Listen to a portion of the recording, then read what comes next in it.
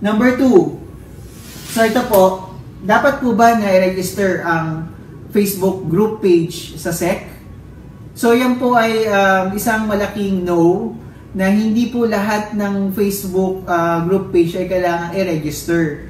At lalo na ito po ay online store. Online store nga eh. Hindi siya pwedeng i-register. Hindi po siya, pwede po siyang i-register sa SEC, pero hindi po oblige yung company o hindi po talagang strictly required si company na mag-register sa online, sa SEC or Securities and Exchange Commission.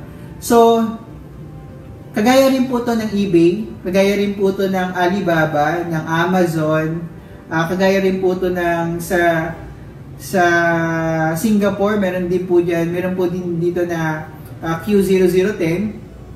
So, ito po ay parang kagaya rin nila na kahit sino pwedeng bumili ng gold online.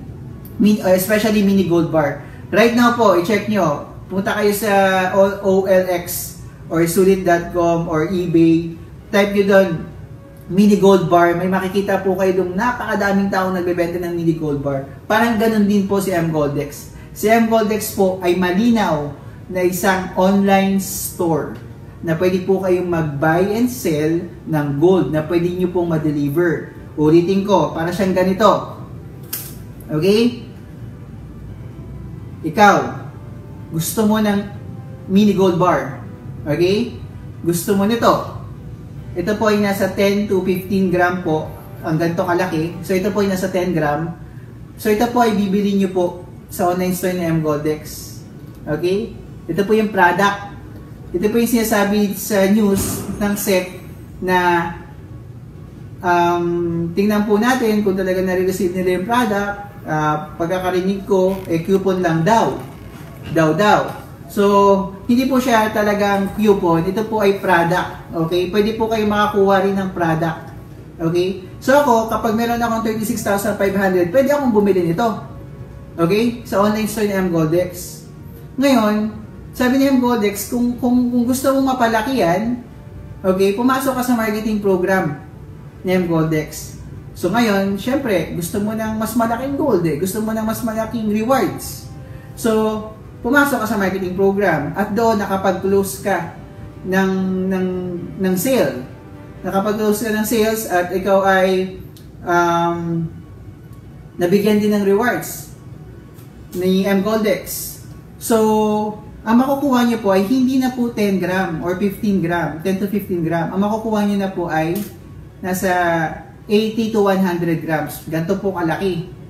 Okay? So, ito po ay nakuha sa online store ng mGoldex. Online store ng mini gold bar. Ito po yung product. Okay? So, bakit binibigyan ni company ng rewards? Kasi nga, nakapag-promote ka, nakapag-market ka dahil sa'yo. Nakapag-close ka ng maraming sales. In-endorse mo kay company, maraming bumili ng product kay company. Okay? So, parang typical na nagbebenta ng kotse. Di ba? Pag ikaw gusto mo ng Toyota, for example lang ha, papasok ka sa marketing program at kapag ikaw ay nakabenta ng 15 sa isang table, meron kang komisyon.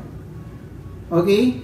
Ngayon, kapag pumunta ka ulit nagbenta ka ulit ng another 15 at ikaw ay umexit, nakapag-close sa table ng order, ikaw din ay makaka-receive ng komisyon. So, parang ganun lang din siya. Okay? Kung kukumputin nyo po, yung 2 tables po, makakakuha kayo ng nasa 20 to 30% po na rewards. Ang makukuha ni company ay nasa 70 to 80%. Okay? So, normal po siyang nangyayari sa labas. Hindi po to talagang bago. Meron lang po mga unique features do sa marketing program na talagang nakakainganyo din. Okay? So, yun po. So, itong si mGoldex Online Store ay isang online, isa po siyang online store ng mini gold bar na pwede kang bumili from 1 to 100 grams. Pwede kang mag-buy or sell. Alright? Hindi po siya company yung Philippines, MGoldex Philippines online company, hindi po siya company. Mali po yung term doon na company po sa MGoldex. Okay? So, dilinawin ko, hindi siya company sa Philippines. Siya po ay company sa Germany, sa Switzerland, at doon po sila required. Doon po sila required na kumuha ng SEC. Hindi po sa Philippines. Okay?